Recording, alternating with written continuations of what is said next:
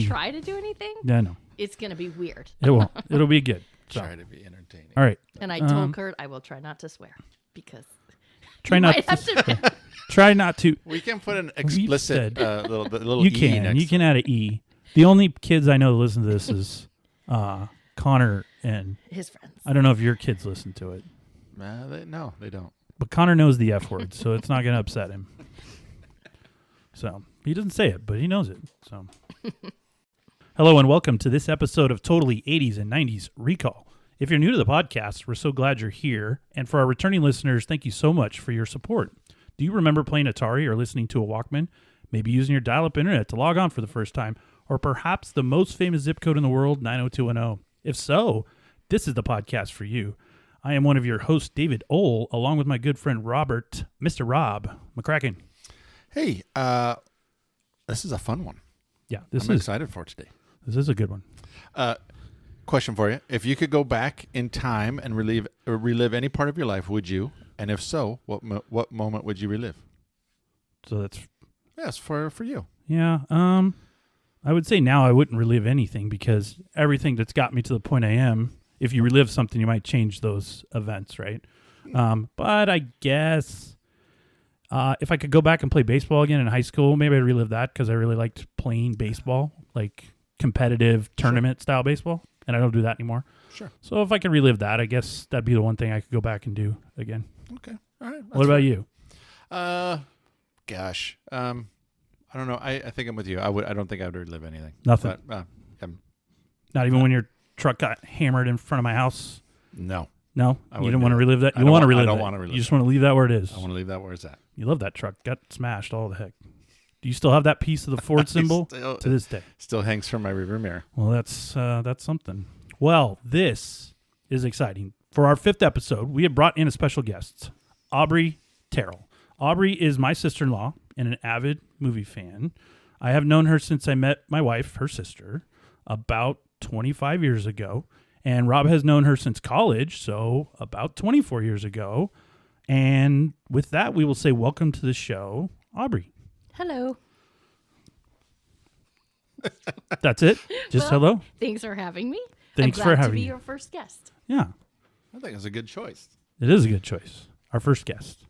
So, and how did you, and we know how obviously we met because I'm married. I'm part of the family. Mm-hmm. You're part of the extended family. Yeah. My wife and Aubrey were buddies. Yep. And so that's how I met. I actually met you, I think, probably before Paula. Yes. Yeah. Yep. Yeah. You 'Cause I work, was hanging out with Dave and you guys work we together. were running the same. Yes, we worked at the Yeah. conference center together. Yeah. That was actually after, though. Mhm. Yeah, after. Yes. But that's how you spent more time to probably get to know each other better. Yes. And then I think I actually called you when I met Paula. I think you. I think we called. I think she called you and I called you were you because trying we to- liked each other, Possible. and so then we called you because Yes. you were the Yeah. So you guys went for that. you were the go between. Yeah. But you had Yep. a girlfriend. So you did I some. did. You did Yes, have a did. I girlfriend. knew before. Yeah. So did you guys do like the junior high thing where you asking Aubrey, does she like me? Exactly. Can how you it went. tell her That's that I like exactly her? how it went. I called Because you her. were in college and probably shouldn't have been doing that, but okay. That's exactly what we did. So passing notes and saying, check box yes or something. Mm-hmm. Not much. It's Not not, much far off. different. It's not far off. Not far off. No. Well, we're excited to have her here. And she's going to provide a different point of view than you and I. And maybe people are tired of hearing our voices. So this gives us a bright, new, cheery voice that we don't bring to this. Both of us are very, deep-throated. So this know gives about- her a nice high. I don't it gives like us a that nice term. You cannot like it. I don't but like it. It Makes me feel funny. Well, that's because your mind immediately went in the gutter. It just means we have a lot of bass in our voice. That's all it really meant. But you can have it be That's what that means. the childish version of what you thought it was, right? So, well, on this podcast, we will cover and discuss all things 80s and 90s, from music and movies to television and pop culture. We'll do this by compiling lists for each episode of the selected topic, hopefully creating some fun and nostalgia along the way. For this episode, we will be discussing the classic Bill Murray movie Groundhog Day in honor of the upcoming holiday of the same name. Since this is an episode covering just one movie, we have made lists just with a little twist. Each of us will give our top 3 moments, quotes, or scenes from Groundhog Day. But before we dive into the movie, I'd like to ask each of you to tell me about what's the first time you remember seeing Groundhog Day, and what your first thoughts of it were, if you can remember that far back. I actually can't remember the first time I actually saw it, but I guarantee it was in the movie theater because I saw everything in the movie theaters. Was it 93? When did this even come out? 93. 93. Okay, Yep. I'm good on that. So I'm sure I saw it in the movie theater. You were in high school by then. No. 93? Depends on Freshman? when it came out. I was either okay. 8th grade or freshman. Okay. Yeah. Yeah, I'm with you. I don't remember seeing it, and so this research has been really good because I don't remember watching it You At never all? initially saw it? I don't. I knew it existed, but I couldn't. Wow. And I remember parts of it, man. So I saw this the kind of first bummed time. that I didn't. Yeah, you it's missed out. It's actually a really good movie. It is. I saw this first time, I think, at Ryan's house, and a bunch of friends were over there. We'd rented it, and it was in 93. It was after it came out on video, obviously. I didn't see it in the theater, but I just remember everyone else was kind of talking, but I was dying. Like, I thought it was the best thing. I thought it was the funniest thing I'd seen since probably Spaceballs, or Hot Shots. Again, But, not comparisons that people normally Perfect make. comparisons. But my humor's always been dry. So I like Right. dry, sarcastic type. So I've always liked Bill Murray anyway. So this was right there for me. So I liked it from the first time I saw it, and I've always watched it. And now me and my family will watch it every Groundhog Day. We watch the movie, and we end up watching it a couple times during the year because AMC and other channels tend to just rerun it over and over again. So literally, this is the first time you remember seeing it. I know I've watched it, but I don't know that I paid attention to it. I don't know that I gave it much analysis. That's crazy. I can't believe. I can't believe you went that long without seeing it. So, well, with that, let's jump in the van and head on over to Punxsutawney. But don't drive angry, and join us as we take a look back at Groundhog Day.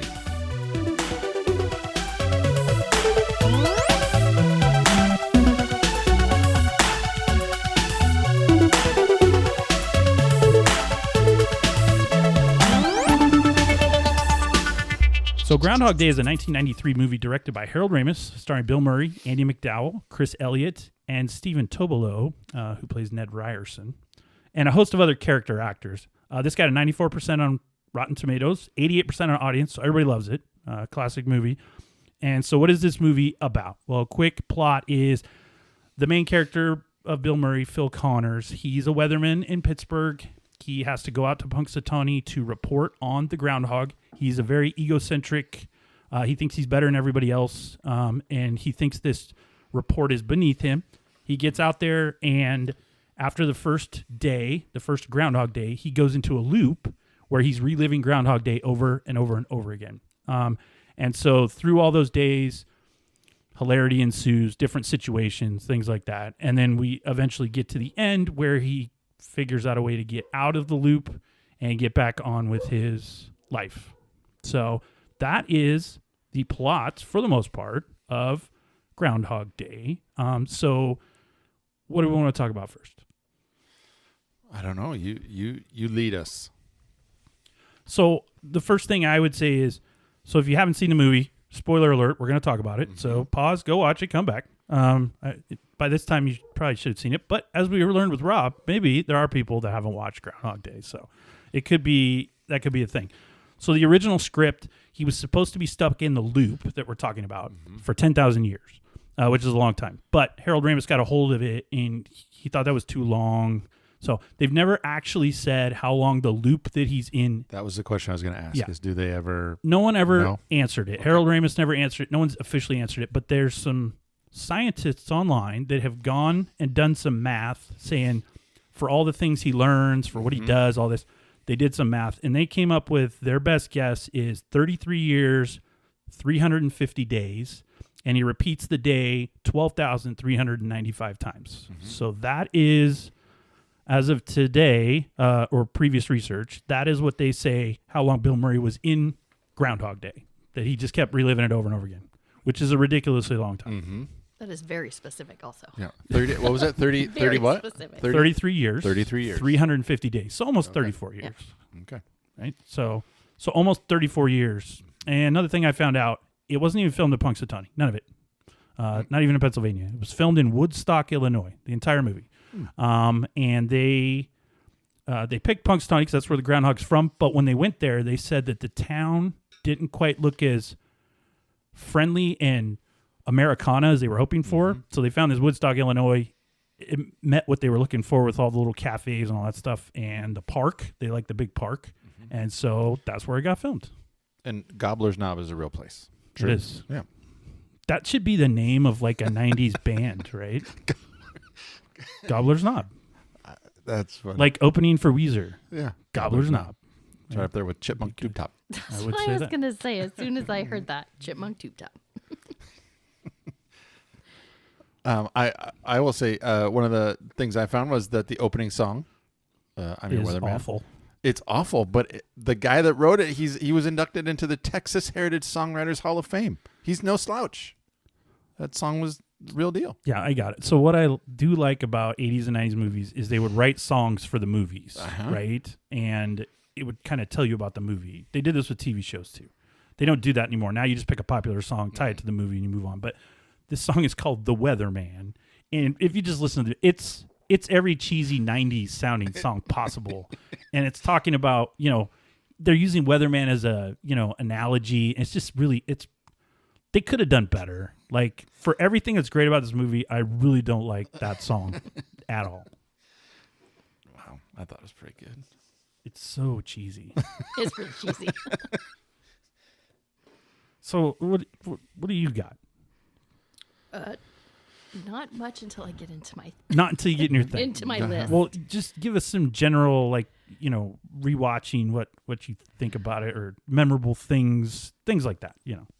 I, like you, rewatch it every year. We just take it out basically on Groundhog's Day. So I took it out a little early this year because I had to watch it twice for this special episode. I don't really watch it any other time, even though I love it. I don't do a lot of repeat movies like this one, except for on a specific day like this. So, or like Halloween and Christmas. You repeat movies for those. Yeah, but that's a special occasion Holiday. like this. So kind of like November 5th. Yeah. We always watch V. So V. yeah. So That is a good one. Yeah. V for Vendetta. Oh, V for Vendetta? yes, You watch that on November 5th every year. Is that a thing? It is. Yeah. If you've seen If you've seen the movie, you would know Yeah. what it is. But it's not 90s or 80s. That's so all right. I won't get into that. It's not 90s But- or 80s. No. Note to self.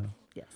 Well, another thing, so a few things I saw on it that, as you're going through the loop of stuff. So this is silly, but it's just continuity based. So Punxsutawney, I looked it up. It's about an hour 45 to 2 hours from Pittsburgh, which is where they're coming from. And they leave after the 5 o'clock news. And if you watch the movie, Bill Murray's the last thing on the news. So it's 5:30. So let's say they get out to the van and leave between 5:30 and 6. So they're not arriving until 7:45, 8 p.m. at night in Punxsutawney. It's bright as day out there. True. And I can tell you in February in Pennsylvania, it's not going to be that. So them arriving in the daytime didn't make a whole lot of sense. This is the last few times I've watched it. So just a continuity thing. I guess you can't get around it, but that's what it was. Yeah. The flip side of that, I also looked. They said sunrise would actually be at 7:30, not 6 a.m. And Yeah. it's bright. Right. Is, Wow. yeah, when he wakes up. So Yeah, up and ready to go. yeah, Because when he it looks would out be the pitch window, black. yeah, Right. pitch black. In February, obviously, daylight savings, all the good stuff. Right. So, well, a few things I saw, and hopefully this doesn't get into anything with anybody's list, but just another couple continuity things. So, when he's in the loop, he's going through several situations. I have one where he's in the car with a couple locals. They're driving on railroad tracks. And the cop is directly behind them. And at the last second, Bill Murray swerves out of the way to get off the railroad tracks and not hit a train. Yeah. That cop car is cop didn't directly make behind them. There is no world that cop car doesn't get completely destroyed. So, I know that the day is going to restart so those cops won't be dead. But Bill Murray just kind of haphazardly just hung those cops out to dry. I don't think cops would follow them on the railroad tracks anyway. I don't know. That's a good practice. They would have just gone to the other points and waited for him, I think. So, But and another one is Buster Green. He's Brian Doyle Murray, his brother. So once Phil Connors starts figuring out the days, he does one of his routines where he goes and gives him the Heimlich maneuver and saves him. Yes. But early in the movie, he doesn't know that and doesn't do it. So in the original day of Groundhog Day, Buster Green dies every day because no one in that restaurant is trying to save him. Everyone is sitting there just watching him choke to death until Phil shows up. No one's calling the cops. No one's calling an ambulance. No one's doing anything. They're just sitting there eating. People were still eating. You could watch behind every time you see the scene. So, for Butterfly Effect, Buster's supposed to die that day. And, so he turned the whole world upside down by saving his life. Interesting. So would then Bill Murray's character, would he have seen that he died? I don't know. And then he found out changes you know what I mean? Well, at some point he figured out that he chokes at that lunch. That becomes part of his routine to go help, like the kid falling out of the tree. Yeah. Right? So it becomes through some series of events in those 33 years, he figured out Buster always chokes at lunch from eating too big a piece of steak or whatever. So he shows up to save him. We don't know how many times he did that. True. He did it enough times he knew exactly what time to show up there. So because he's not eating there. He literally just walks in, doesn't he? He does just the runs Heimlich in. and runs in, does the Heimlich, lights the lady's cigarette, leaves. So that's on his. It's like with the jacking up the lady's car. He knows they're getting a flat right then. Right. So he's got a whole pattern in his head. So Buster was before though when he doesn't have that pattern. Remember when he was just doing his own thing, trying to get a date with Rita, all these other things. He doesn't know all that, so Buster's dying. Usually, he's dying. So I found that interesting. He changed all that around. So, which is maybe that's a good call. Yeah. So, but my question here's a big question: how does he get out of the loop? All right, the movie would have you think. I believe their message is at the end he gets out of the loop because he's become a really good person. Andy McDowell now trusts him instead of him trying to just get the date to score with her. All that's there. But I don't think that's factual because Andy McDowell already trusts him. There's a scene before he goes into all that with piano playing where she stayed and she goes, at midnight, she's like, oh, aren't we supposed to disappear or something? And he says that, no, it's 6 a.m. And she goes, well, I was waiting for midnight. He goes, do you want to leave? She said no. And she stays all night. But then the next morning, she's not there. So he's already gained her trust. So we got that solved. And we don't know how many times he's been doing these good deeds.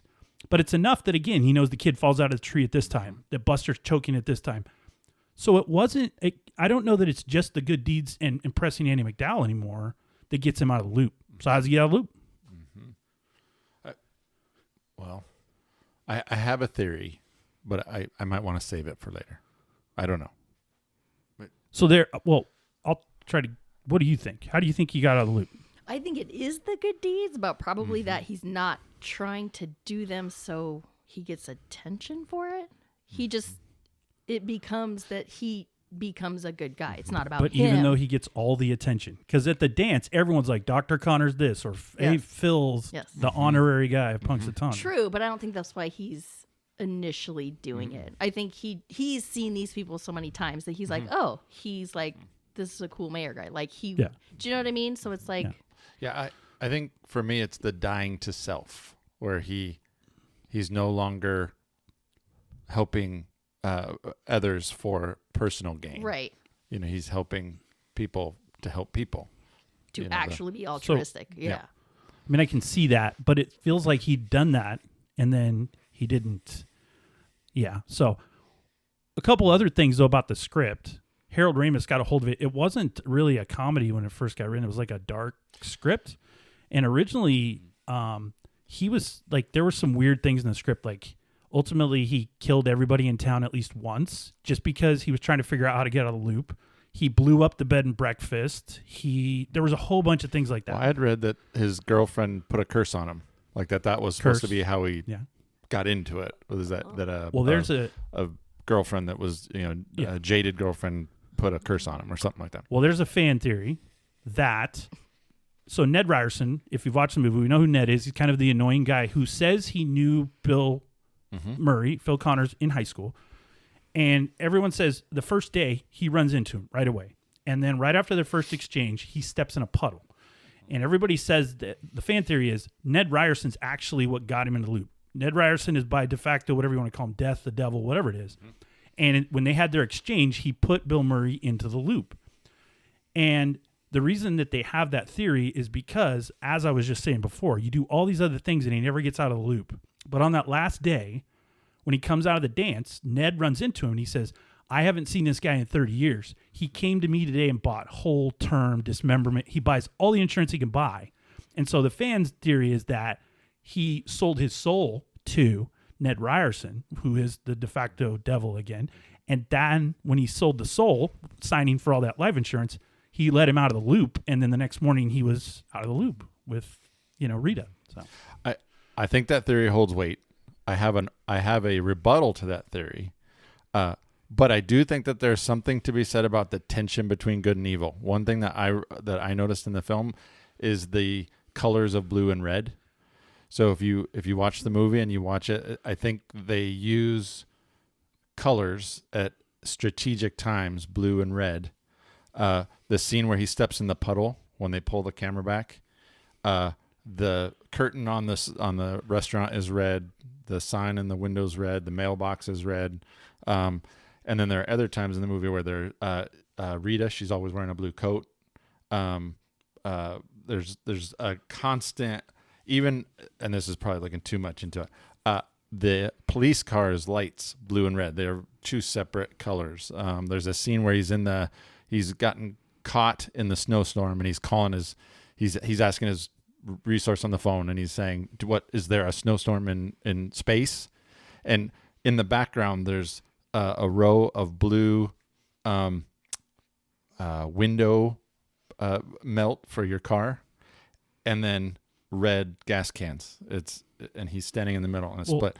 So I do think there's something intentional about the tension between good and evil. Well, and the Ned Ryerson thing too is that when he first comes up to him, Ned says, "We went to high school together." Phil Connors can't remember him. That's fine. Maybe you don't remember everybody from high school, but he goes so far to say, "I went to the prom with your sister." I mean, there are some interesting facts in there that you'd think Phil would at least have a recall. Mm-hmm. No idea who he is. Mm-hmm. And so Phil uses that same technique on Nancy Taylor later where he pretends he knew her from way back, but he didn't. So maybe that could be some foreshadowing on that too, that, look, people say I knew you in high school, and a lot of people will be like, oh, yeah, I mean, except for Aubrey, because for anybody who doesn't know, she graduated with like 8 other people or whatever it was. What was it? I think we had 12. 12. So or 14. She was in the big class, but yeah, real small school. So yeah, if somebody told you they didn't know you or did know you, you would know. Right. But Rob and I went to a 1,500 kid high school. So if somebody said they came up to us, I knew a lot of people, but 300 kids in your graduating class. Yeah, I'll just go, yeah. That's fine. Yeah, I probably knew you. So same thing. So Ned knows that. He could use that to his advantage to get him, and then when they touch, maybe that's what put him in the loop. Some say it's the touch, the hug, or the stepping in the puddle. See, my rebuttal to that theory is that Ned Ryerson is not evil. He's actually good. At the end of the movie, he says, "I haven't seen this guy in 20 years, and he's bought the insurance." I don't think the insurance is selling your soul. I think the insurance is, 20 years ago he walked away from his faith, and he's coming back into it. And he's bought the insurance, which is, your relationship with God. And so, and actually, there's a really cool scene at the end when he's shaking his hand in the little lobby there, and they use it's a cinematic technique that they do. Where it almost looks like he has a halo.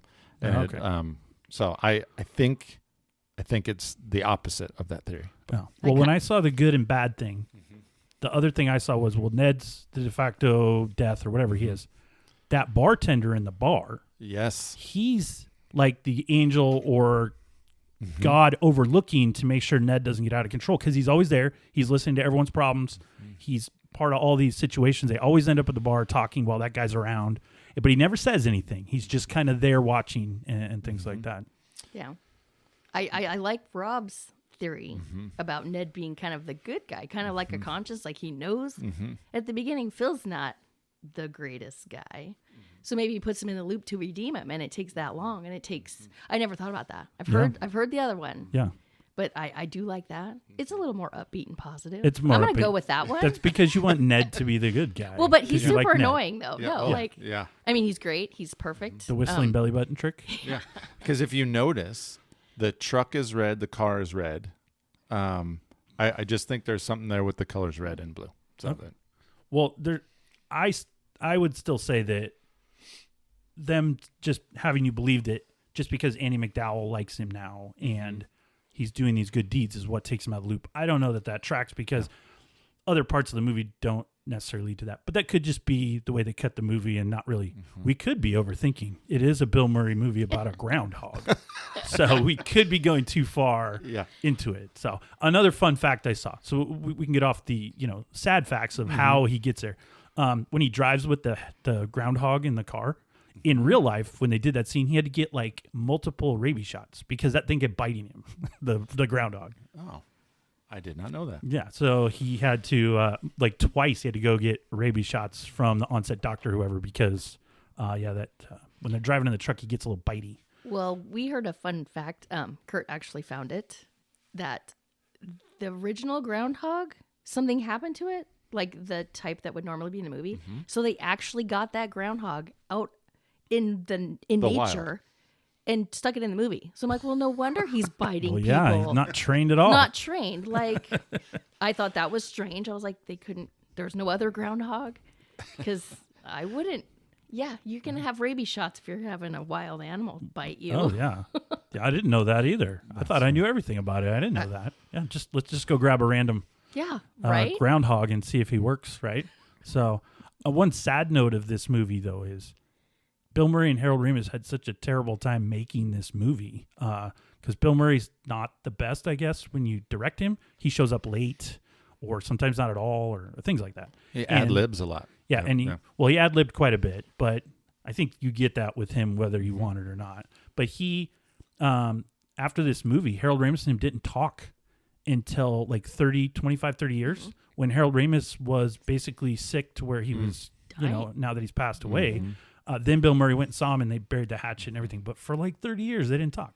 And so we lost, 30 years of possible other movies from those two, something like that. And Harold Ramis was in the movie, correct? He was. It's a very small part, but doctor. Yeah. He's the the brain one scans or whatever. Yeah, he refers him to the psychologist. Psychologist. That's who right. says, I think we should meet again. Tomorrow. So says, is that not good for you, right? So and he questions him about his degree. He does. He says something about like you didn't get it wasn't veterinary school. Yeah, it wasn't veterinary psychology, right? And he said the guy's like, abnormal psychology. So, but hey, a question I have down here: is there a significance in the song that pops up every morning? I couldn't find any significance. I think the song that was playing. As good of a song as it is, would you want to hear that every morning? Right. I think it's just, Right? Yeah. I couldn't find anything that it meant anything other than it feels like they just picked a song. And could you imagine hearing that? There's lots of songs I love, but if I heard them every morning right on cue, I might jump off a building too, right? So, but and maybe some people feel like that about Sonny and Cher. Sonny and Cher wasn't from my era, but definitely. So another thing I'll say about this movie. So before this movie, if anyone said something about Groundhog Day, all it meant was the holiday. This movie actually made the term Groundhog Day a term in real life now, where you say, "Oh, this is or my job is like Groundhog Day, or this is like Groundhog Day," which everyone knows means it's the same thing over and over and over again. Before this movie, that didn't exist. People didn't use that as a term. And now people say that when they're referring to something like a mundane task or something that repeats constantly on them. No, that is true. I actually found that note as well. It's in my notes too. And so it kind of changed, language, So people use that term now where they never used it before. Because before this, and that's not a holiday anyone even cared about. You got a day off from school, so that's good. But you did? We never did. Did we not? Know. Oh, maybe you don't get a day off from school. So it was just a holiday no one actually cared about. Yeah. Like you'd hear, I think I heard on the news once in a while he saw a shadow or he didn't, but I probably couldn't have cared any less about that. So yeah, I would say that this put Groundhog Day on the map. It's now a holiday, and people have gone to Punxsutawney. And what I mentioned earlier is it's filmed in Woodstock, and people have put online that they're disappointed. They show up and it's like, this doesn't look like they should do more the research. movie, right? So it doesn't look like the movie at all. They're looking for that bed and breakfast, but you got to go to Illinois to find it. So let's see. What else do you guys have? I think that's a lot parts of the movie. I mean, we've discussed, everywhere we're going to go as far as the plot and who's in it. I don't like Andie MacDowell's clothes. I've always been a strong proponent of that. Like, they dress her like a 40-year-old house, like a stay-at-home mom or something. She's got these big vests on. And no, he just always brings it up. I do. We talk about I don't understand. Other girls in the movie are wearing, like, dresses, or they're dressing nice. And Andie MacDowell's got on, like, her jackets are too big for her. Her vest. She's got these vests. Were vests a thing in the 90s? Yes. That big? A professional, yeah. Professional wear vests? Well, it's her casual professional. Yeah, I guess.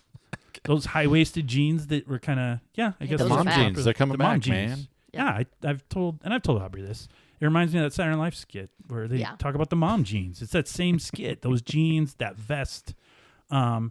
It's just interesting because Bill Murray's supposed to be like lusting after her, but they make no effort to dress her up to where you'd want to be like, she's the hottest girl in town. I mean, they make no effort. She's like the girl next door, though. Like, who studies French poetry. Yes. So just like any girl next door. And I think that says something because when he first acknowledges the loop, the first person he goes to is her. It is.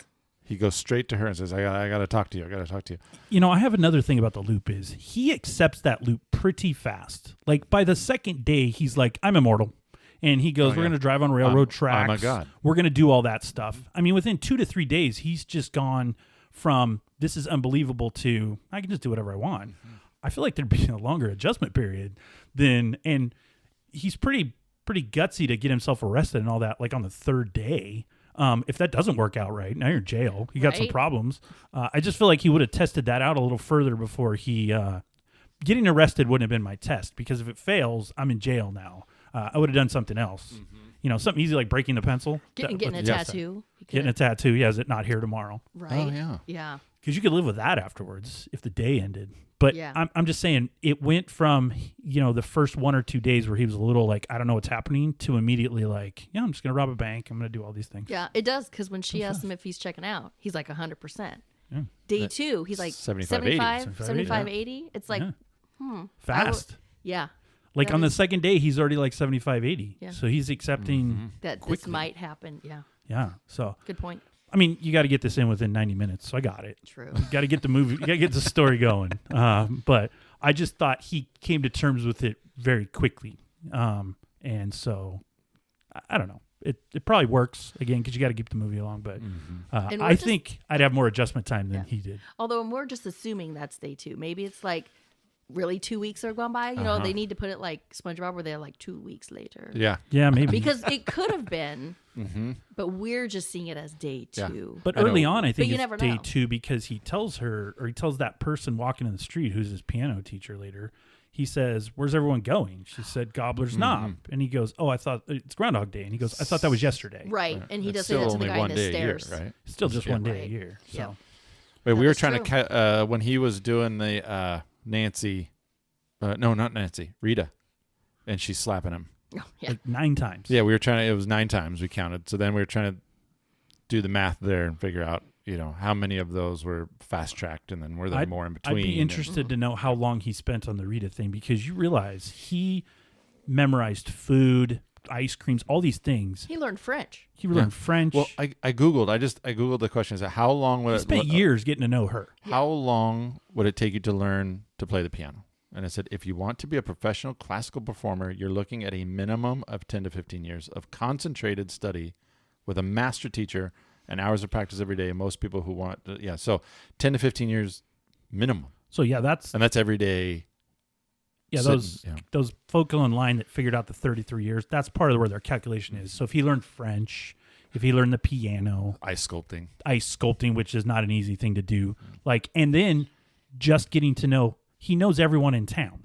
because when he does in the diner where he's like, this is such and such, they've been here for this long, he knows everyone in town. So for him to take that much time to get to know everybody's story, everybody's background, learn all these activities that he's doing, 33 years starts to make sense, so that's a long time. One thing that I have in my notes that for me is a theme is the panhandler. Oh, yeah. For me, that's there's a line in the movie. I don't think I picked it as one of my top ones, but that to me that's the crux of the movie right there. Is that character and his relationship. So then maybe he's part of the loop as well. We just don't know what part he's in. Because there's a scene where he finds him in the alley and he's not doing well, and he calls him father. Yeah. Which I think is interesting. Does he? He says, "Yeah, he does. He calls him father. Mm-hmm. He calls him pop, father, dad, and the old man looks as if he recognizes him. He gives it. He like, oh, hey, I remember you.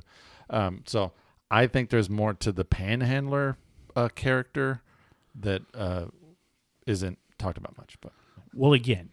Those are all great theories, and we may have gone too deep because this is Harold Ramis and Bill Murray. So they were probably just drinking beer and doing other things and then just wrote scripts out. So we might be going, these are the guys who, did Caddyshack. So I don't think there's any deeper meaning to that movie at all. So, we've discussed all parts of this movie, so I think it's time we can move on and reveal our lists. Again, we've just each got a top 3 list of our favorite movie, phrase, scene, something in the movie. And because we're so excited to have our guest here today, we're going to let Aubrey, Rob usually does it because he likes to go first on everything, but we're going to let you lead us off today with your number 3. Okay, my number 3, it's a scene, not really one specific line in it, but the Jeopardy scene in the bed and breakfast with the old people. It's one of the days where I want to hear this. I love it. It's basically kind of the beginning part when he's giving up. It's like, he's like, okay, this, he's in his pajamas. Got a bottle of Jack. Yeah, it's the end of the day. They're watching Jeopardy, and he's just sitting there with popcorn, and he does have a bottle of alcohol. He's just drinking alcohol, watching Jeopardy, but he knows all the answers. So he's saying them, and all the old people are just like, he gets the first one right, and they look at him like, oh, cool. Then just repeatedly gets every answer right. They're before the question is even, or the answer is even asked. Mm-hmm. And he's just staring at him, and he just deadpan Bill Murray just like titty caca. And their faces, and then at the end, all the old people are just clapping, and it's just a funny scene. Well, and doesn't he at one point? I mean, he's timing it pretty well, where he's letting him ask the question, and he's answering it, answer question, and then he looks at the innkeeper. Yeah, that's what she just said, and just says the answer before the question even came. Yeah, like mid. That's why Jeopardy. So Alex Trebek asking, and he just looks at her and just says just blank faced. And those old people are so impressed, and they're so that excited. He knows that stuff that quick. They've never seen clap. anyone that smart. Yeah. Mm-hmm. They clap in the bed and breakfast. Yeah. So in the bed and breakfast owner, and she's just flabbergasted, By the way, in that bed and breakfast, he's the youngest person by 30 years staying in that bed and breakfast. In that scene, though, there's a couple on the couch way behind them, and they're about his age. I thought it's maybe like a honeymoon situation, or away from the kids kind of weekend, because we thought the same thing, and we're like, wait, not everyone's old. Yeah, not everyone. Most of them. Yeah, but not only old people like Groundhog Day. There's other people visiting Punxsutawney. Yeah, right? Well, it's a big festival, but it's a great scene, and it's super short, but it's always been one of my favorite ones. That's great. That is a good one. Okay, so my number 3 is early on in the movie. He's trying to get out of town, and he runs into the traffic jam. Yeah, and he says, "Hey, Commander, I got to get out of town." And the state trooper says, "Pal, you got the moisture on your head." He says, "Now you can go back to Punxsutawney, or you can go ahead and freeze to death. It's your choice. So what's it going to be?" And after a long dramatic pause, he says, "I'm thinking." Yeah, because Punxsutawney might be worse than freezing to death on the freeway. The delivery and he's shaking, and I just thought that was well written and cleverly. Yes, it was awesome. You know what I've always wondered about that scene though is how did they get back to Punxsutawney? How do they turn around? Yeah, that truck is jackknifed. No one's going anywhere for hours. there's no exit or anything to get to the other side of the road. No. And that whole road was completely booked with cars.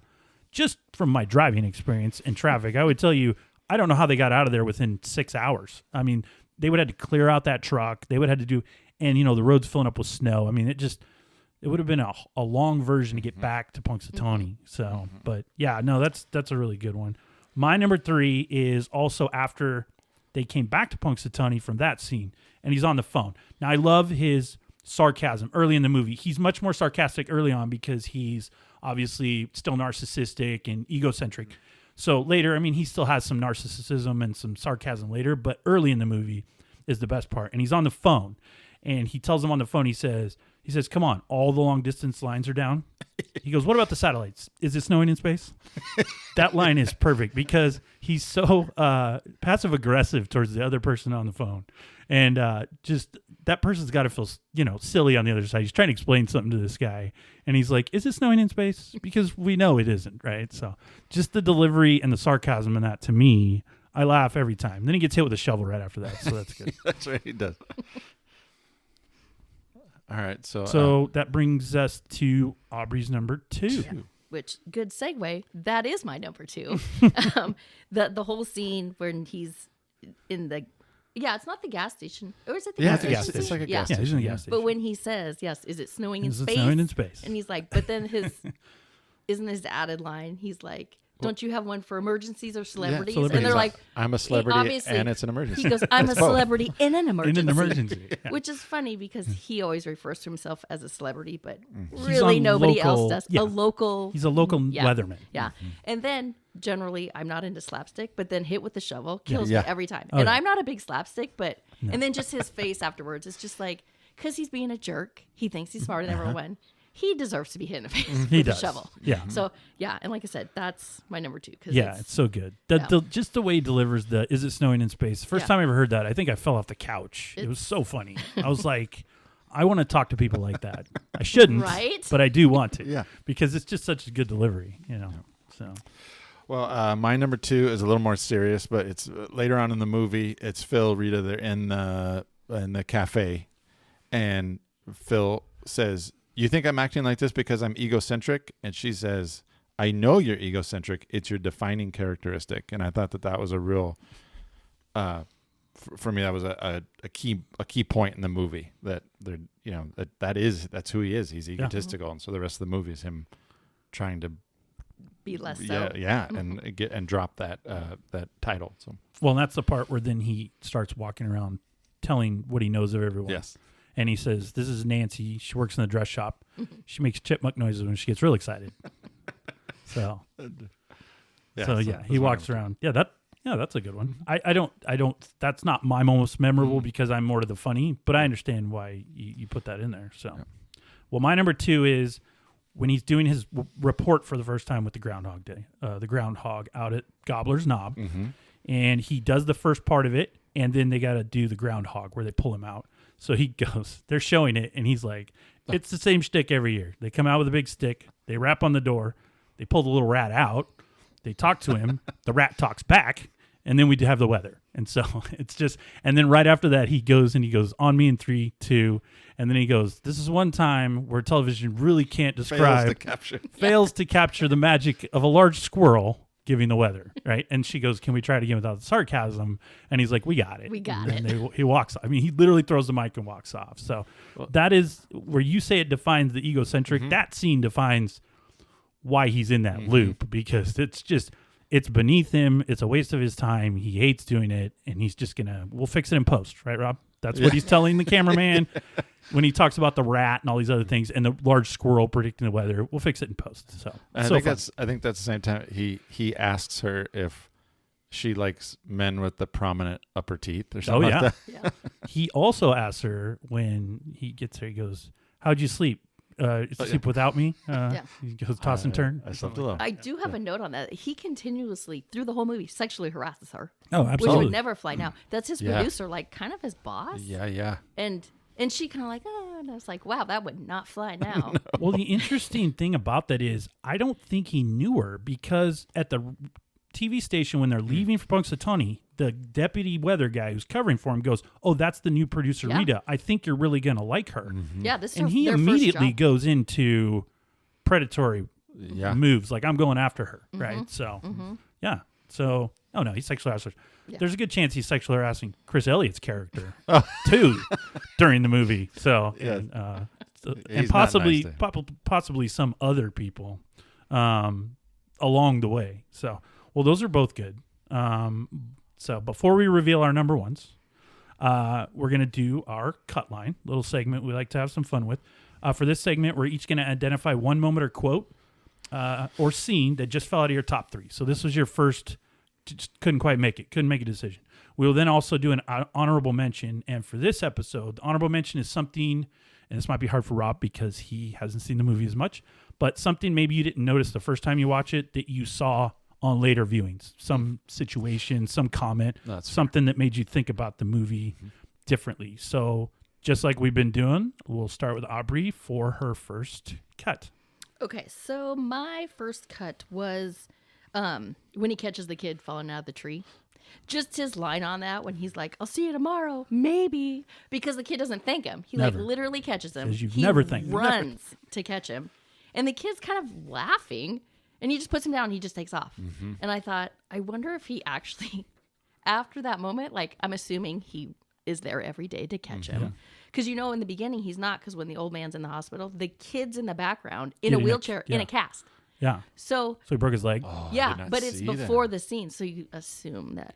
I thought subsequently he does catch him every time because he's in the hospital. He's in the back. I think in the multiverse, that's George McFly falling out of that tree, and he's catching him, and he's screwing Marty's plans all up because then he doesn't get hit by the dad. So things like that. Oh, okay. So my cut line is there's a scene. Oh, it's right after he steals the groundhog. And Rita says, "Why would anyone want to steal a groundhog?" And Larry says, "I can think of a couple reasons. Pervert." So, yes, Larry says that, and it's funny. But who's the pervert here? Because Larry's first thought is that. Like, Larry's mind is just as bad then, because he doesn't think, I can think of a few things. He thinks for a second, goes, pervert. Yeah. What is he thinking about? Right? I mean, I think I understand. But so I think Larry's brain is just as bad as Phil's at that point, right? Yeah, so, that's definitely so. It was very subtle and very sly. Oh yeah, Chris Elliott's really good in this movie. Yeah. He's really funny. He's overshadowed obviously because Bill Murray, but he's really good. He's good in everything. He is good. That he's always good comedy relief. Yeah. Well, my cut is it was hard to make it a cut. I really wanted it on the list, but it's just one of the days he's walking down the street. I think it's after he's starting to try to do more good things, and Ned runs up to him, and he hugs him, and he says, "I don't know where you're headed, but can you call in sick?" And Ned goes, "I'll see you later, buddy." And he takes off, right? I've always laughed at that because it's hilarious. But what makes it even funnier is I found out later, Bill Murray, that wasn't a script. He just did that. And the actor that's playing Ned, that's his reaction. Like they both were improv guys. So he just went off of that. And then that was his answer. And he runs down the street. And I guess the way he runs off to this. Oh, yeah. He doesn't swing his arms. He's running all hunched over. But I guess I would offset. They must have just been dying laughing. Like Harold Ramis saw them filming, like because no one knew that was coming, and then they did it. It was just really good. It's really funny. So honorable mention. Honorable mention. Oh, okay. My honorable mention. It's his errand day, but he's sitting there. Oh, the gust of wind, a dog barks. Oh yeah. And then it's the armored car. Yeah. And then he's counting. It's like adjust 10, your bra. 9, 8 car. Like he knows exactly the counting down steps. It's just funny because I just, the way he sits there and he's like, because we do that sometimes if it's super windy and we look outside and it's like gust of wind. Yeah, gust of wind. And around here, there's always a dog barking. It's like, and a dog barks. So that's probably our most quotable in our family for this movie. So. Well, and he says, "Can I get a roll Felix of quarters?" with a not so bright look on your face, right? And then he does that voice. He goes, "How you doing, Doris?" Yeah. Hey, Felix. So, yeah, he actually kind of mimics him. That's fun. Yeah. My honorable mention is it's when he's learning to play the piano, and it's not the first time his first set of lessons. It's his second time. and he's picked it up a little bit better. And the teacher says, "Not bad, Mr. Connors. You say this is your first lesson?" And he says, "Yes, but my father was a piano mover." So, and I just think it was, I don't know why I think that's funny. It's hilarious. Because it makes no sense. It makes no sense. Like, who cares? But he just delivers it really great. That'd be like you trying to do surgery and going, well, my dad's a doctor. Yeah, so there's that. Doesn't matter. Yeah. But, no, that's a funny line. It's very fast, and I just thought it was funny. Well, my honorable mention happens on what I've counted as the 5th day. So every time the clock turns 6 a.m., we hear Sonny and Cher, right? That song plays. On the 5th day, the only time Sonny and Cher doesn't play, when it goes that morning, Pennsylvania Polka plays as soon as 6 o'clock hits. And it's the only time in the movie that it's something different than Sonny and Cher. So on the 5th day, he wakes up. It's the big dramatic where they show just the big clock numbers. And it comes down and crashes really Slow loud. motion, yeah. Pennsylvania Polka starts playing right there, not the Sonny and Cher song. And it's the only time in the movie when music plays with the alarm clock that it's not Sonny and Cher. So that is my honorable mention. So that takes us to our long-awaited number ones. So Aubrey, take it away. Okay, I cheated on this one a little bit because that's okay. I do it every time. My number one is actually 3 scenes, but they're all the diner scenes. Okay. So all 3 of them. Okay. Because the one with all the food just cracks me up because he's sitting there. Yeah. He's got That's all the the one food, I remember you quoting and he's about. eating sausage, and he's trying to give it to her, and she's like, "Don't you worry about cholesterol?" He's like, "I don't worry about anything." As he's smoking the whole angel food cake in his mouth. It's just funny because he's like, "I don't worry about anything." It's my like, 2 kids' favorite scene I would is when he love puts that the angel day. food cake all in his mouth. They have laughed their whole life Yeah. on that. They think it's great. What? Yeah. He puts Well, the he whole says, "I don't worry about anything anymore." anymore. Yeah. So None of it. that's great. And then the whole when they're talking about, he's like, "I think I'm a god." She's like, "God?" And he's like, "Not the god, but a god." Hey, God. So just the whole, it's just a funny scene. And then the other, what is the other? Oh, when they're talking about what's your perfect guy? He's trying to get to know her. Yeah, that's a good one. And she's listing all the things. He's like, me. I'm pretty close on this one. Well, he has some really good lines in there, and he says, does he have to use the word poopy? Oh, Yeah. yes. And then she gives another couple things. He goes, this is a man we're talking about, right? Oh, that's when she's like, and he's not afraid to cry. And he's like, this is a man. Man Yes. we're talking But about, right? and she also says, oh, and all these things, and he has a great body, but he doesn't have to look in the mirror every 5 minutes. He's like, I'll go a whole month without looking in the mirror. Absolutely. So those 3, it's like all the diner scenes, and they just filmed them all at the same time. They're like, okay, this scenario, but every time I just sit and watch those, and they're just the banter back and forth is very well done, very natural. It's just funny. Yeah, really. So good. all 3 of them. So 3 in 1. 3 in 1. All right. I like that. That's my style. We're bending the rules a little bit. I like Does it. that mean you're bending for your number 1 as well? No. Oh, okay. Well, Okay. no. So my number 1 is the soup scene with the old man where he's at the diner and he gives up of his soup. The guy finishes it and he says, here, it's really hard to get down to the bottom there, and then his next plate of food comes out. And I think for me, that was really a cool scene because the man's last days were one of compassion and dignity. And he was there with a friend, and it was, very different than because I was trying to count his interactions with the panhandler throughout the movies. And he ignores him, finally gives him money. And then, so just that, I thought that was a really touching scene. And then the CPR, I thought, he's giving CPR to a homeless man. That is, and it's a very intimate act. And that's so different than what Bill Murray's character would have done early on. And I think that just showed his evolution, that he's willing to give CPR to a homeless guy that he wouldn't even have. Well, this is a comedy. So you're making Aubrey and I look really basic because we're just picking out the silly, funny scenes. That was the darkest part of the movie. Yeah, the guy you're says picking poopy. out all of these like heartstring, like That's what I think it's about. beautiful moments, and we're not even in that stuff. I like when she throws the kid out of her because he offers her $1,000 for the piano, and you're talking about all this transcendent soup and all these other things. You're just making us look really like our brains don't work. Like we just all we care about is slapstick humor. So thanks, we appreciate my that. cutting room floor was rife with those things. Right. Yeah. So that's why I said you're watching this from the serious dramatic view. which I don't think any other human has done, but because it's a funny movie. But I appreciate the thought that you put into it. So, but it's just making us look like we just pick out all the silly stuff, Well, my number one is, again, a scene with Ned Ryerson. It's the first time he meets him. And I just love it because I would love to say this to people all the time. He said, I'd love to stand here and talk to you, but I'm not going to. And then he says, well, what are you doing for dinner? And he goes, something else. It's so good because, that's just such a great, there's people you've talked to in your life where you would like to give those answers. And proper etiquette tells us we don't get to give those answers. But in this, Bill Murray gets to, so I get to live vicariously through him and say, I would love to tell someone that on the street. I'd love to have dinner with you, but I'm not going to at all. There's a similar scene in the bed and breakfast where the innkeeper asks him a question about the weather or something. He goes on this long description. Yeah. He goes, "Oh, did you really want to know, or did you want chit chat?" Yeah.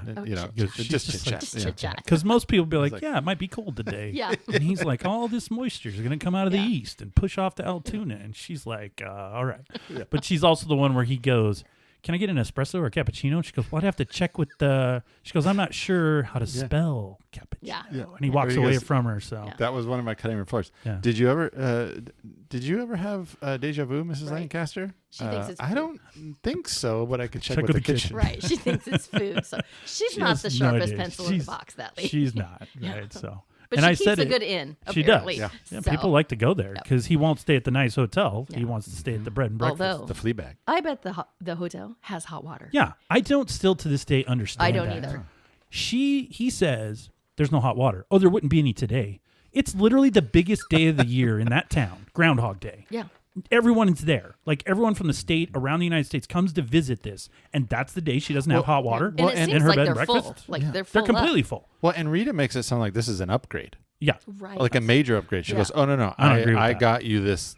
I got you this is good." No. So and he says her place is like a Fleabag. Fleabag. And I'm like, it looks really nice to me. The bar's nice downstairs. So that's where they have the big party at the end. I will always stay at a hotel over bed and breakfast. Bed and breakfast, I'm basically staying in someone's bedroom, and then they're feeding me the next morning, and I'm hanging out with like 50 other people I don't know or maybe want to hang out with. And the shared bathroom. Yeah, and the crappy bathroom that apparently has no hot water for whatever reason.